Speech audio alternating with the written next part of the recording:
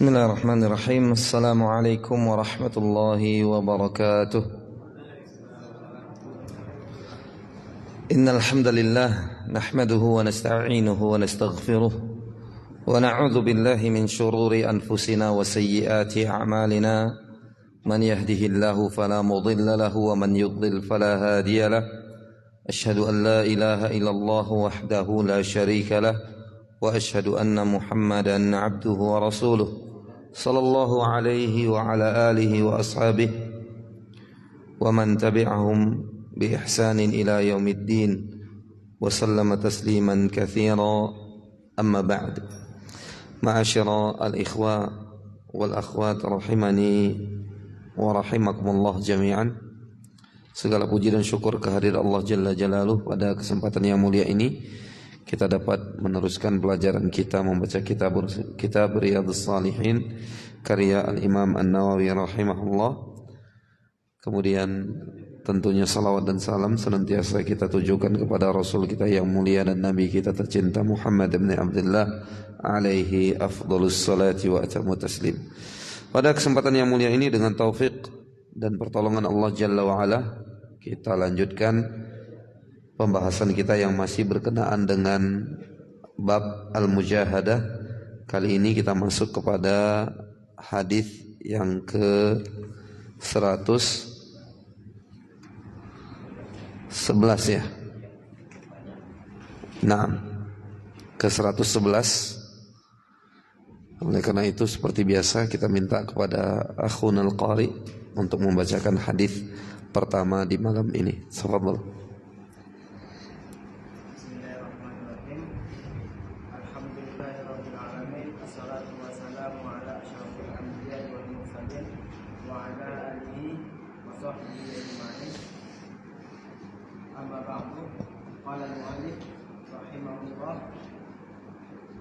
Hadis yang ke-111 dari Anas radhiyallahu anhu, beliau berkata, "Qala ammi Anas bin Nadri radhiyallahu anhu an qital Badr, faqala ya Rasulullah, qibtu an awwali qitalin qataltal musyrikina la inillahu ashhadani qitalal musyrikina la yuriyanallahu ma asna'u.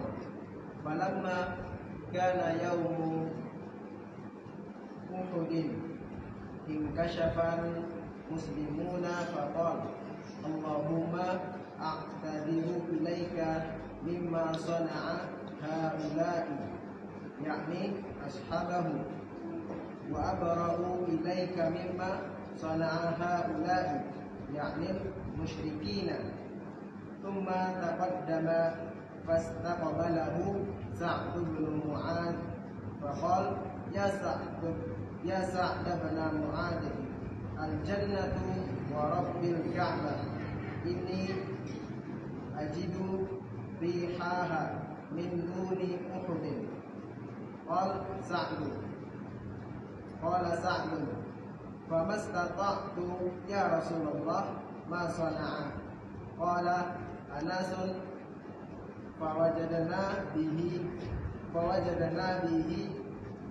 bid'an wa thamanina darbatan bis-sayfi aw ta'natan bi rumhin aw ramyatan bisahmin wa wajadnahu qad qutila wa matala bihi musyrikuna fama arafahu ahadun illa ukhtuhu bibananihi. Qala Anas, kunna nara aw nazunnu anna hadhihi al-ayah nazalat fihi wa fi ashbahi minal mu'minina rijalun sadaqu ma 'ahadullaha 'alaihi ila akhiriha ila akhiriha ila akhiriha. ila akhiriha siniha. Pamanku Anas bin An-Nadhr radhiyallahu anhu tidak ikut dalam perang Badar.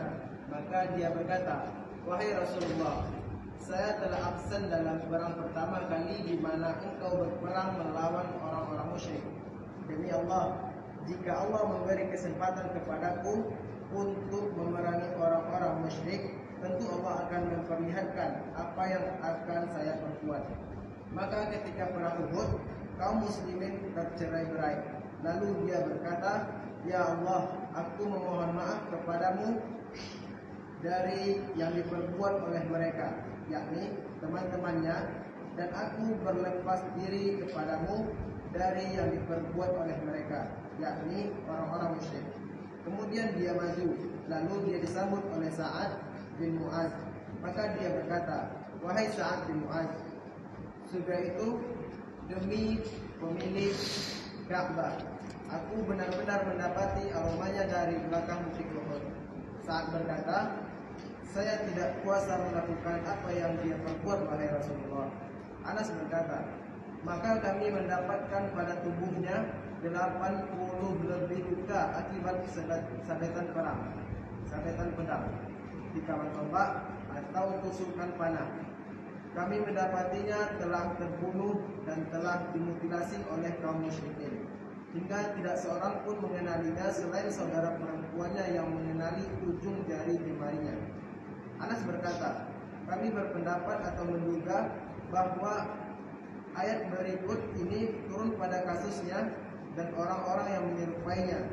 Di antara orang-orang yang mukmin itu ada orang-orang yang menepati apa yang telah mereka janjikan kepada Allah." Al-Ahzab ayat 23 sampai akhir ayat. Muttafaq alaih. Barakallahu fik. Hadis yang cukup panjang mengawali pertemuan kita pada kesempatan yang semoga diberkahi oleh Allah Subhanahu wa taala ini. Sebuah kisah yang disampaikan oleh keponakan sendiri tentang peristiwa yang dialami oleh pamannya. Ya.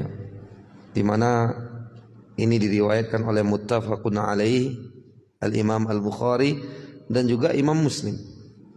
Artinya ini hadis yang sahih.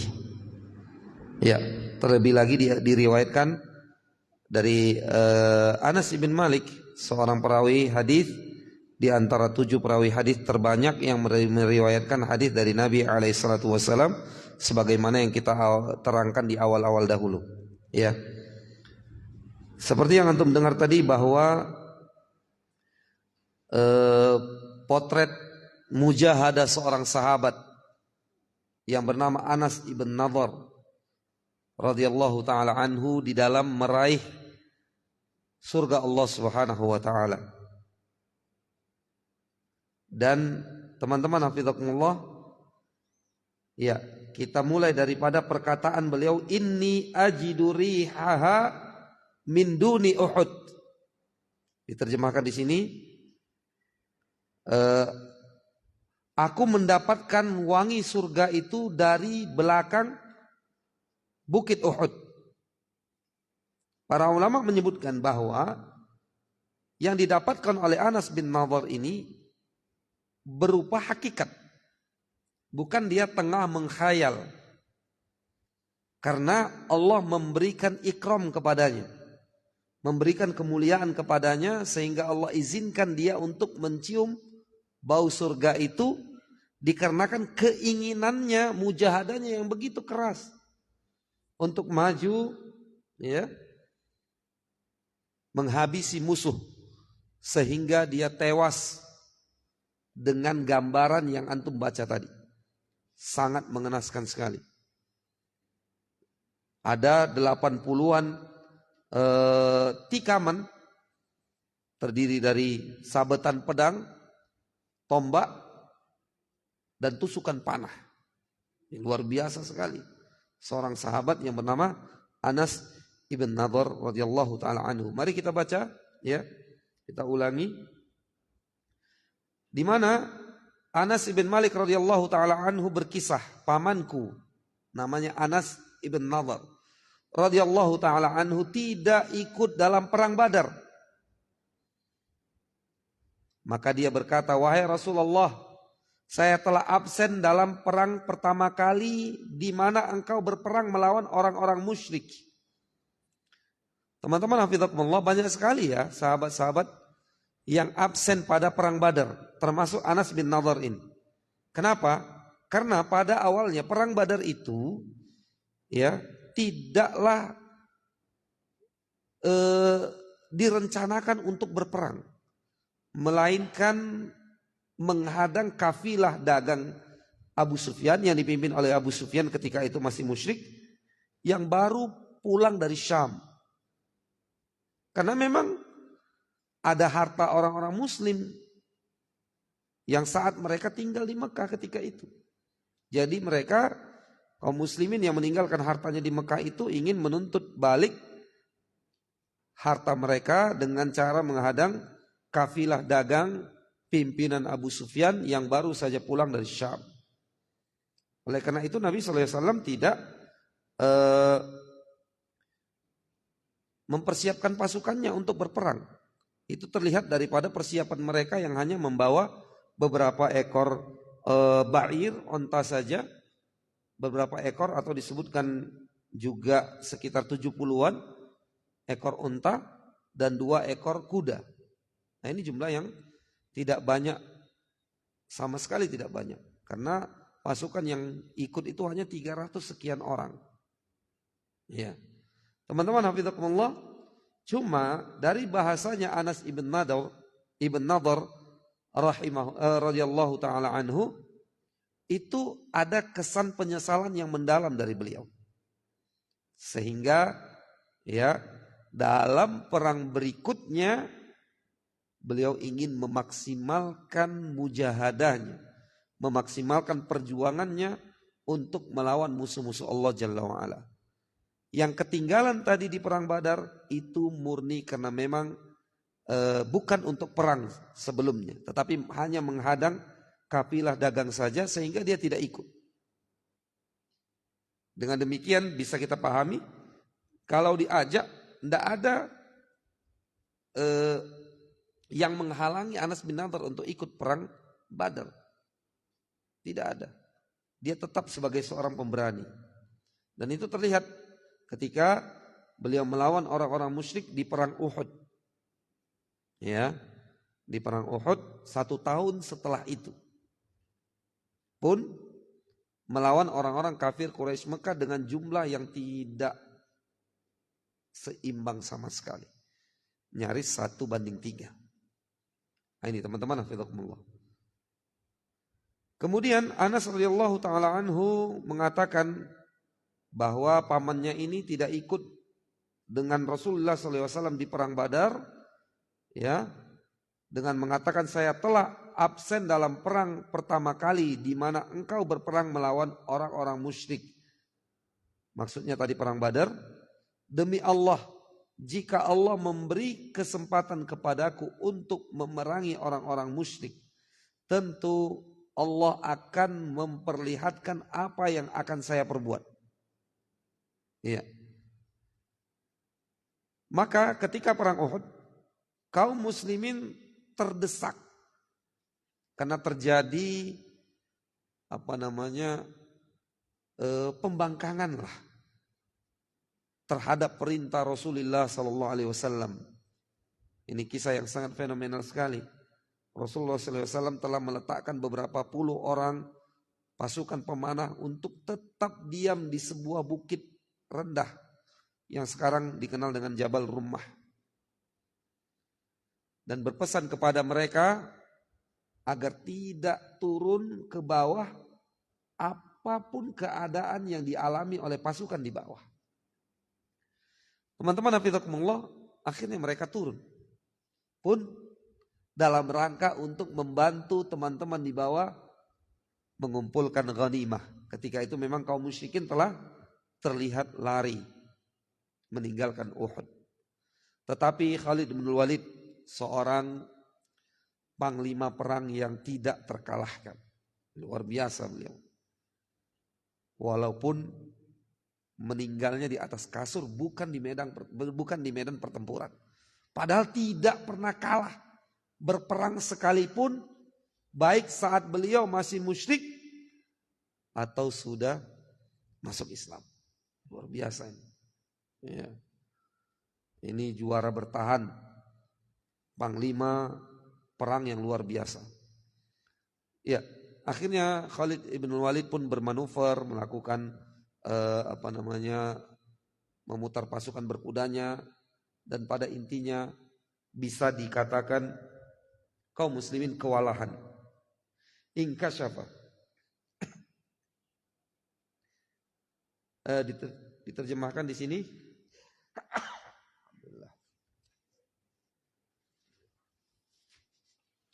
Diterjemahkan di sini, ya, dengan kaum muslimin terdesak. Memang betul. Ketika itu keadaan sangat mencekam, sehingga para sahabat menawarkan diri mereka untuk melindungi fisik Nabi SAW. Menawarkan leher mereka untuk melindungi leher Nabi SAW. Teman-teman hafizakumullah, akhirnya Anas bin Nadhr berkata, "Ya Allah, aku mohon maaf kepadamu dari perbuatan mereka," yakni sahabat-sahabat Nabi SAW yang telah melanggar perintah Nabi SAW agar tetap di atas, jangan turun.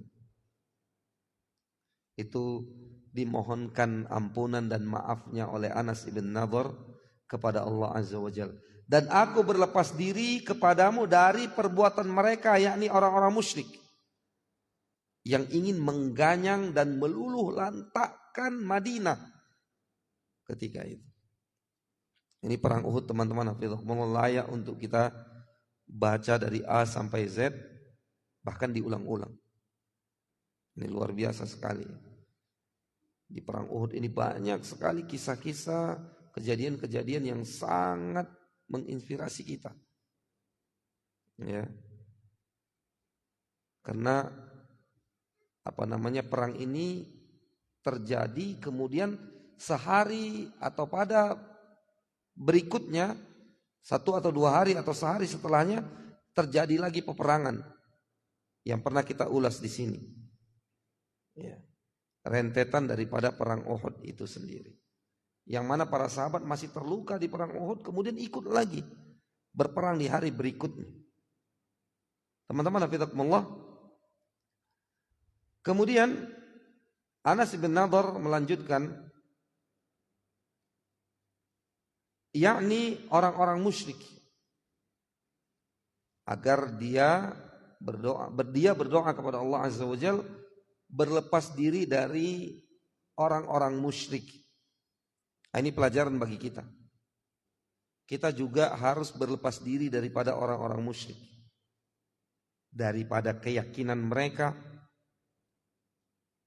daripada cara mereka berpakaian, cara mereka hidup. Kita berlepas diri manakala itu berseberangan dengan nilai-nilai syariat Islam. Dan Nabi SAW membenci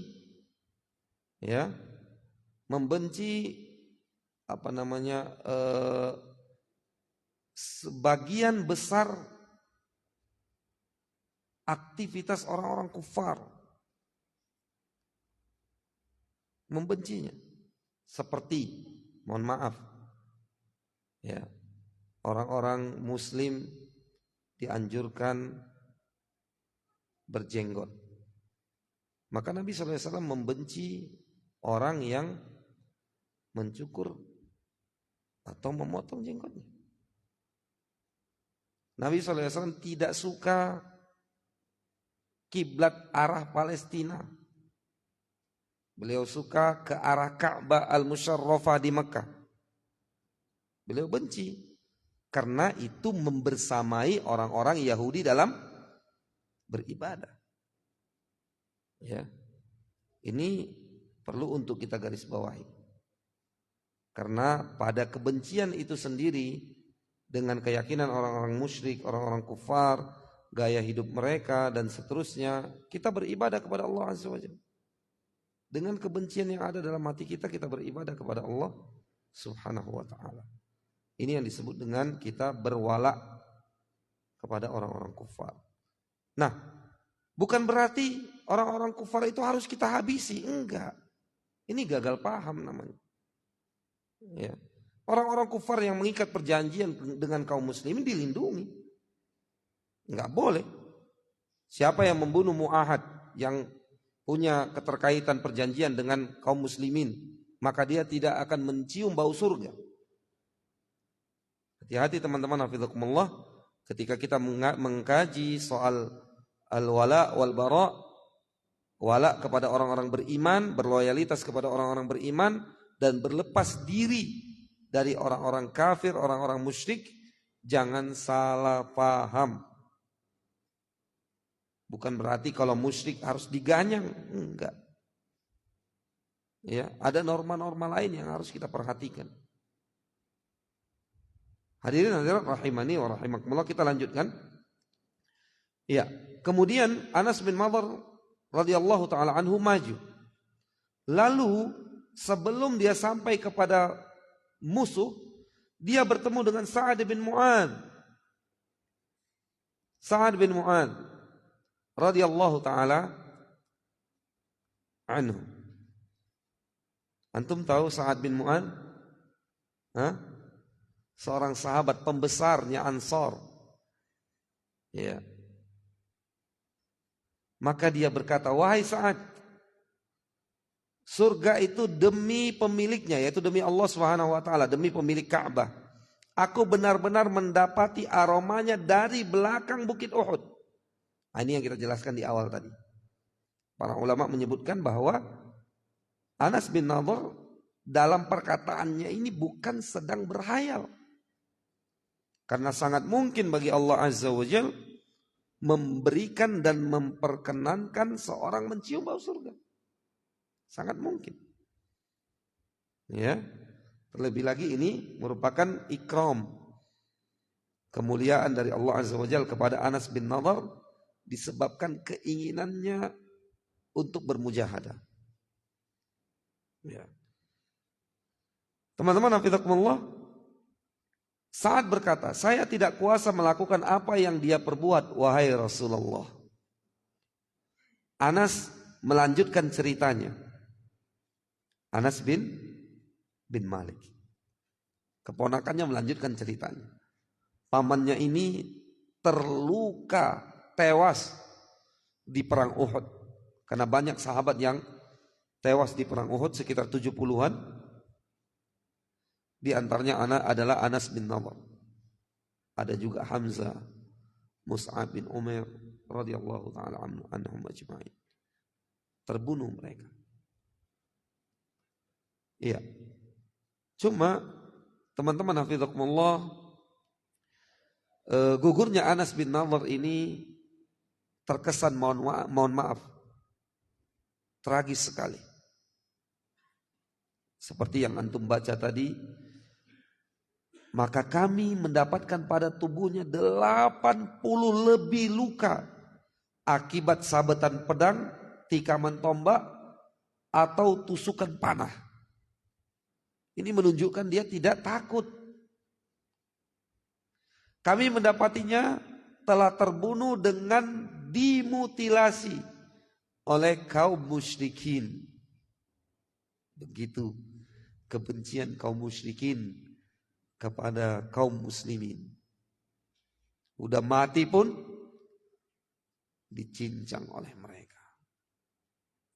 Teman-teman hafizakumullah, ini tentunya berseberangan sekali ya dengan ajaran agama Islam.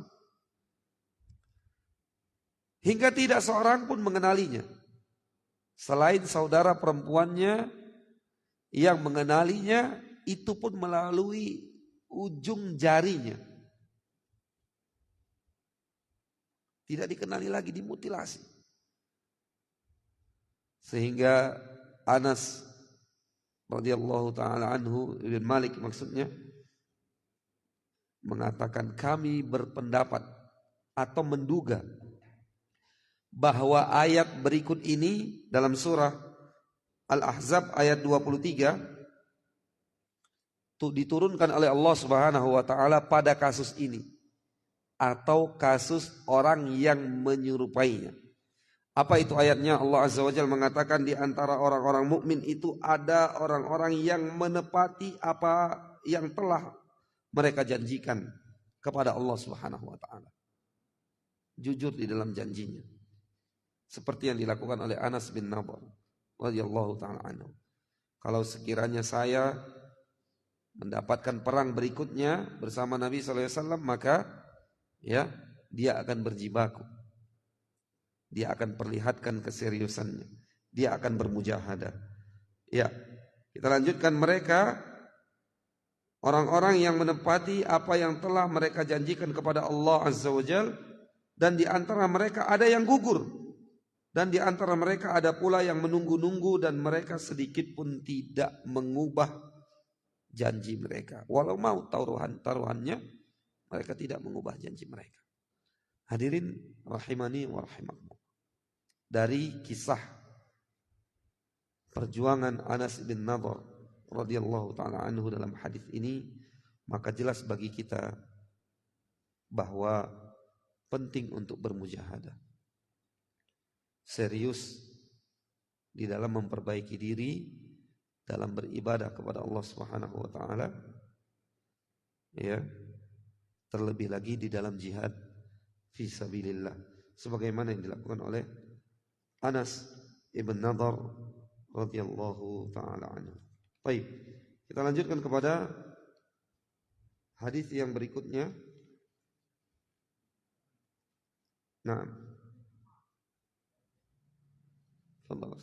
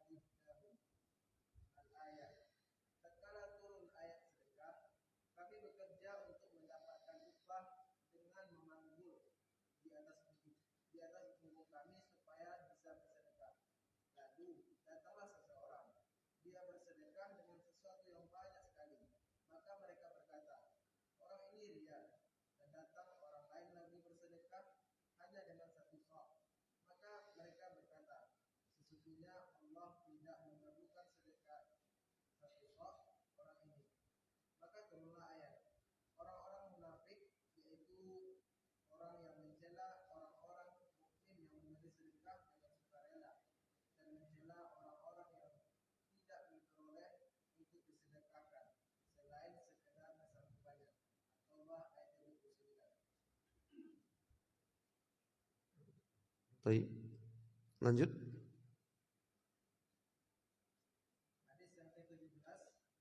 Enggak, di bawahnya itu masih ada.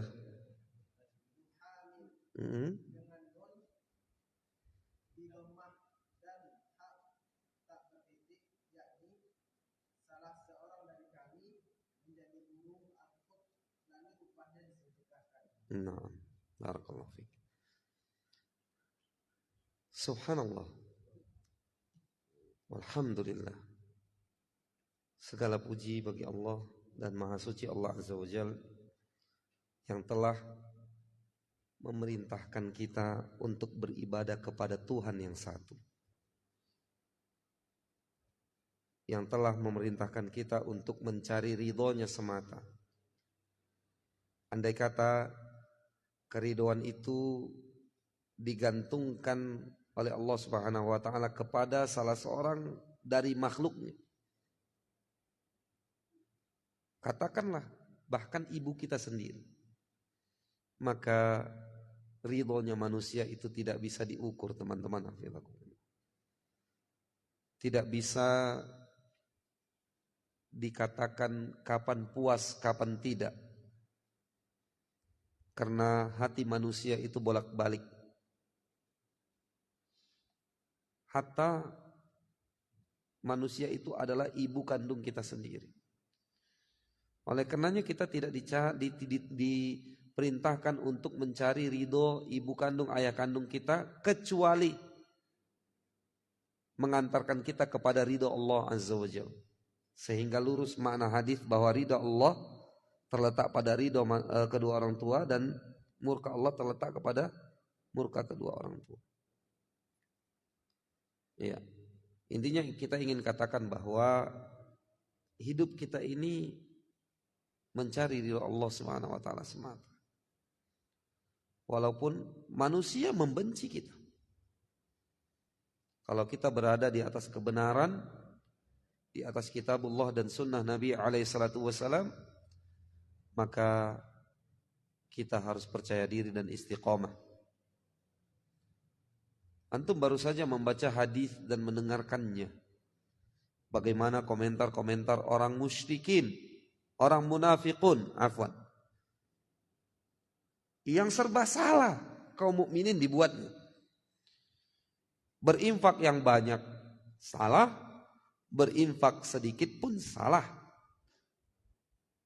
Sehingga Allah tegur mereka di dalam ayat yang kita bacakan tadi, surah At-Taubah. Surah At-Taubah ini disebut juga surah Al-Fadhihah. Fadhihah itu artinya mengungkap. Apa yang diungkap? Perkataan, kelakuan orang-orang munafikun.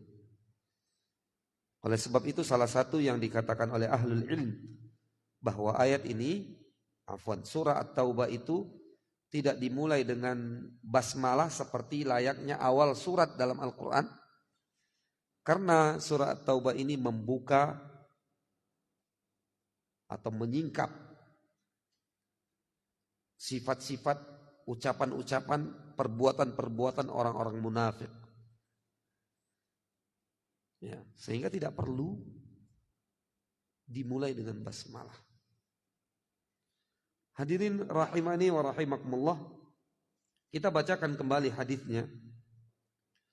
Kali ini dari Abu Mas'ud Uqbah ibn Amir Al-Ansari radhiyallahu taala anhu, beliau berkata, tatkala turun ayat sedekah, kami memanggul di atas punggung kami, mencari upahan supaya bisa bersedekah. Disinilah letak sinkronnya hadis ini dengan bab, di mana para sahabat ketika ada perintah, mereka langsung ingin melaksanakannya. Kalau tidak ada di tangan mereka harta agar bisa berinfak dengannya, mereka bekerja terlebih dahulu, mencari upahan. Bahasa kita sekarang nguli, ya kan? Nguli mereka. Pernah kita ceritakan di sini tentang kisahnya Abu Talhah radhiyallahu taala anhu yang menginfakkan harta terbaiknya ketika turun firman Allah Azza wa Jalla, lan tanalul birra hatta tunfiqu mimma tuhibbun. Tidak akan mendapatkan kebaikan kalian sampai kalian mampu menginfakkan, mau menginfakkan mimma tuhibbun, hal yang paling kalian cintai. Ya. Di sini turun ayat sedekah. Maka para sahabat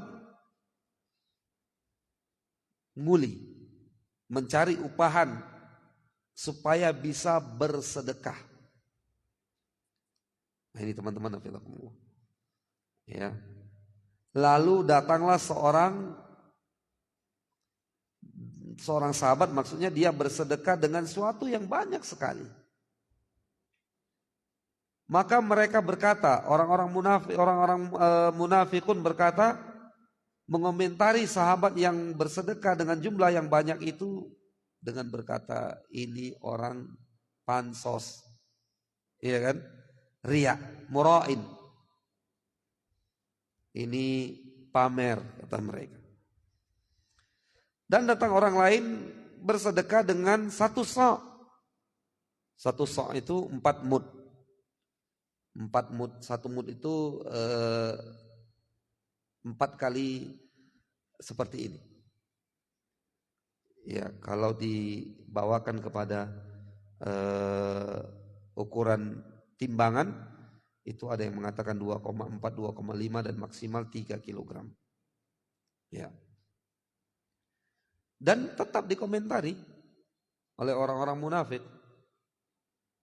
Mereka berkata sesungguhnya Allah tidak memerlukan sedekah 1 sa' orang ini. Berapapun teman-teman hafizakumullah jumlah yang diinfakkan, Allah tidak butuh. Sedikit ataupun banyak. Makanya kebiasaan orang-orang munafikun itu dia menghukumi batin orang lain. Ini hati-hati ya. Hati-hati yang suka menjas orang. Ini maksudnya begini nih orang nih. Hati-hati. Jangan-jangan kena virus nifak. Ini kebiasaan orang munafikun. Menghukumi isi hati orang. Ini enggak diterima nih. Diterima tidak diterima itu kan urusan keikhlasan kan. Keikhlasan itu urusan hati. Enggak ada wewenang manusia untuk mengatakan tidak diterima. Kecuali jelas indikatornya jelas. Umpamanya sebuah ibadah yang memang ya tidak ikhlas plus tidak mengikuti sunnah Nabi SAW, kita tahu bahwa syarat diterima amal soleh harus terpenuhi 2 syarat ini. Ya. Nah orang-orang munafikun tidak pakai standar apa-apa, mereka mengatakan ini 1 sa' ya, tidak diperlukan oleh Allah Subhanahu wa taala. Tidak diterima. Maka turunlah ayat ya surah At-Taubah ayat 79.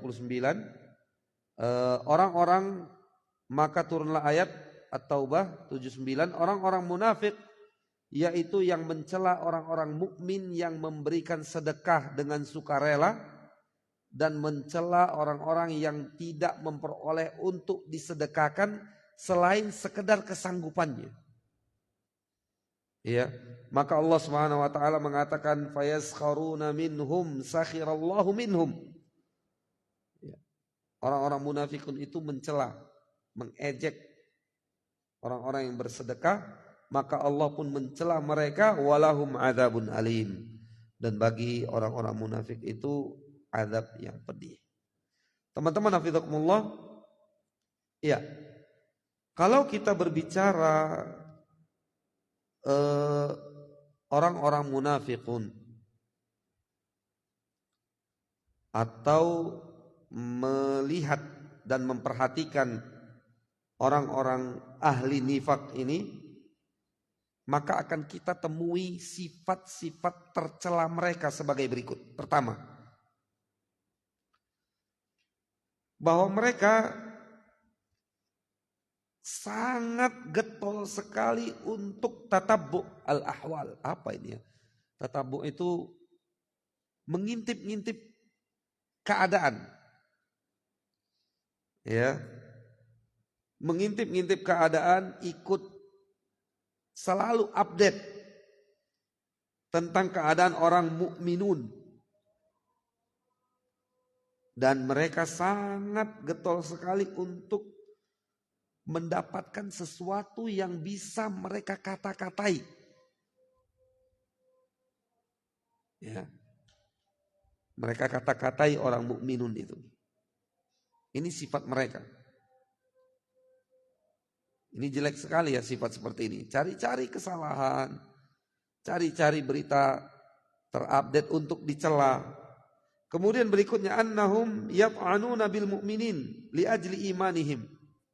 Mereka itu selalu mencederai orang-orang mukmin karena keimanan yang ada pada diri orang-orang mukmin itu. Enggak senang mereka dengan keimanan yang dimiliki oleh orang-orang mukmin itu. Kemudian mereka terjatuh dalam hal mencela orang-orang mukmin, dan ini bagian daripada dosa besar. Ya, seperti yang kita lihat tadi, mereka mencela orang-orang mukmin yang bersedekah baik dalam jumlah yang banyak apalagi yang sedikit. Kemudian yang berikutnya, yang terakhir yang bisa kita sebutkan di sini, ini yang tadi yang kita sebutkan, annahum yahkumuna ma fil qulub. Mereka itu menghakimi isi hati. Nah, ini bahaya ini. Hati-hati teman-teman. Ya. Jangan hakimi hati orang lain, karena itu bagian daripada sifat orang munafik. Nah, kita lanjut setelah adzan isya dikumandangkan.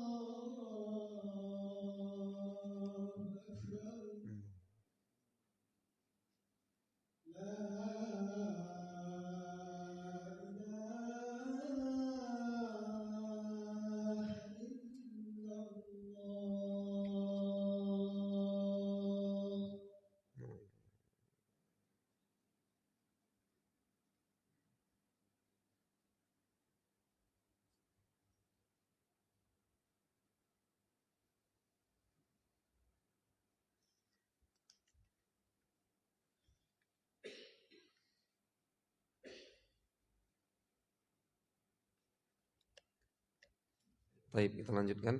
Teman-teman, hafizakumullah, keberadaan orang-orang munafik itu sangat membahayakan, dan di zaman Nabi SAW cukup membuat Nabi SAW menderita dan galau.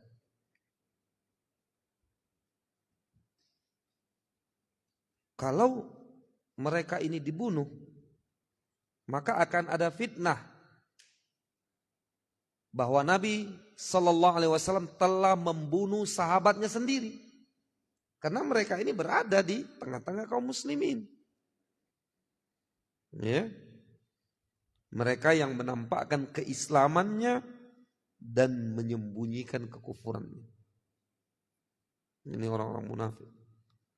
Di masa Nabi SAW cukup membuat beliau SAW menderita dan galau. Maka Allah Azza wa Jalla di dalam surah At-Taubah khususnya, walau dalam surah lain Allah Azza wa Jalla mengatakan humul adu fahdharhum, mereka orang-orang munafik itu musuh dan hati-hati waspada dari mereka. Ini musuh bukan sembarang musuh, tapi musuh dalam selimut. Ya, musuh dalam selimut. Teman-teman hafizakumullah, dalam surah At-Taubah secara khusus Allah Azza wa Jalla sering sekali menyebutkan wa minhum kadza atau alladzina kadza. Dari mereka begini atau mereka yang melakukan begitu, tentang orang-orang munafik. Tujuannya agar kita kenali, kalaupun zaman ini berubah, maka kalau kita temukan sifat-sifat begini, ini munafik. Ini sifat orang munafik. Ini maksudnya. Allah Subhanahu wa taala terangkan sifat-sifat orang munafik itu supaya kita mendapatkan pelajaran, supaya kita mendapatkan intibah, agar kita hati-hati. Kalau zaman berubah, ya, di zaman Nabi SAW beginilah sifat orang munafik, maka kalau kita temukan itu ada di zaman kita, maka itulah sifat munafik. Ya, hadirin hadirat rahimani wa rahimakumullah, kita bacakan kesimpulan yang kita sadur daripada syarah Riyadhus Shalihin oleh Syekh Muhammad ibn Shalih Al-Utsaimin rahimahullah, di mana beliau berkata, bagian daripada faedah yang kita dapatkan pada hadis yang kedua ini, yaitu beliau mengatakan fa fi hadza dalilun ala hirsis sahabati ala istibaqil khairi wa mujahadatihim anfusahum ala dzalik. Dalam hadis ini ada dalil, bukti tentang kuatnya semangat keinginan para sahabat untuk berpacu di dalam kebaikan. Itu terbukti tadi kita dengar. Turun ayat berinfaklah kalian, apa yang mereka lakukan? Mereka nguli cari upahan, manggul barang di pasar. Nah itu. Maka kita yang tidak seberat itulah penderitaannya, pekerjaan jelas, hasilnya juga lumayan. Niatkan, sisihkan untuk berinfak. Ini dia. Bukti mujahadah kita. Bukti keseriusan kita dalam beribadah kepada Allah Azza wa Jalla. Teman-teman hafizakumullah, yang berikutnya kata beliau rahimahullah, wa fi hadza dalilun aidan ala anna Allah Azza wa Jalla yudafi' 'anil mu'minin. Wanzur kaifa anzalallahu ayatan fi kitabillah mudafa'atan 'anil mu'minina alladziina kan haula'il munafiquna yalmizunahum. Ini juga bukti, ya, bahwa Allah Subhanahu wa taala yudafi' 'anil mu'minin, membela orang-orang beriman. Itu terbukti, ya, di mana Allah Azza wa Jalla menurunkan ayat untuk membela orang-orang mukmin dan membuka dan serta menyingkap sifat orang-orang munafiqun. Berikutnya, fihi dalilun ala syiddatil adawati minal munafiqina lil mu'minin. Ini juga sebuah bukti bahwa syiddatu al-adawah, permusuhan yang bersangatan itu nyata dan ada dari orang-orang munafik terhadap orang-orang mukmin. Ya. Ini buktinya. Sejak dulu sudah ada orang-orang munafik yang memusuhi orang-orang beriman. Selanjutnya beliau rahimahullah mengatakan, ini kita sadur secara ringkas, amma hukmul mas'alati fa inna Allah ta'ala qala fi kitabihi faman ya'mal mithqala dzarratin khairan yarah wa man ya'mal mithqala dzarratin syarran yarah. Adapun yang menjadi hukum dalam masalah ini yaitu berinfak dengan sedikit, beramal dengan sedikit, berinfak dengan yang banyak, beramal dengan yang banyak. Itu semua akan dilihat, diperoleh oleh pelakunya. Allah Azza wa Jalla mengatakan, فَمَنْ يَعْمَلْ مِثْقَالَ ذَرَّةٍ خَيْرًا يَرَهُ. Siapa saja yang beramal sebesar biji sawi, sebesar dzarrah, misqala dzarrah, sering diterjemahkan sebesar biji sawi, dari khairan, apa saja kebaikannya, maka kata Allah Azza wa Jalla, yarahu, dia akan dapatkan, dia akan lihat kebaikan itu. Sebaliknya, waman ya'mal, siapa saja yang ya'mal, beramal, mengerjakan mithqala dzarratin syarran, sebesar biji sawi dari keburukan, yarahu, dia akan lihat dan temui itu. Khusus di dalam bersedekah, berinfak, ada sebuah hadis yang dibawakan oleh beliau di sini. Beliau mengatakan, sahha anin Nabi sallallahu alaihi wasallam, telah valid atau sahih datangnya dari Nabi alaihi salatu wasallam, annal insana idza tasaddaqa bi'idli tamratin ay bima yu'adiluha min kasbin thayyib, bahwa sesungguhnya seorang jika bersedekah bi'idli tamrah, dengan separuh atau sebutir korma, yakni yang menyamai harganya. Ya. Berapa sih harga sebutir korma? Ya kan? Tetapi teman-teman hafizakumullah, ada catatannya. Jangan bersedekah sedikit juga oke. Catatannya perhatikan. Min kasbin thayyib. Sedekah yang sedikit itu harus dari hasil yang baik, yang halal. Kenapa? Wala yaqbalullah illa thayyiba. Karena Allah tidak akan menerima kecuali yang baik saja. Karena Allah itu thayyibun la yaqbalu illa thayyib. Allah itu maha baik dan tidak menerima kecuali yang baik-baik saja. Ini yang perlu kita perhatikan.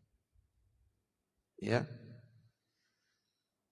Kemudian teman-teman hafizakumullah, Nabi SAW mengatakan bersedekah dengan seharga kurma, sebiji kurma atau setengah butir kurma itu, atau setara dengan harganya, dari hasil yang baik, yang halal, maka Allah akan ya'khudhuha biyaminih. Allah akan ambil sedekah sedikit dari hasil yang baik itu dengan tangan kanannya. Fayurabbiha au fayurabbiha kama yurabbi ahadukum faluwah. Allah Jalla wa Ala akan mengembangkan, memelihara sedekah yang sedikit dari hasil yang halal dan baik itu setelah diterima tadi dengan tangan kanan. Dipelihara oleh Allah Azza wa Jalla seperti layaknya salah seorang di antara kalian memelihara kuda tunggangannya, faluwah, ya. Hatta takuna mithlal jabal, sampai sedekah yang sedikit tadi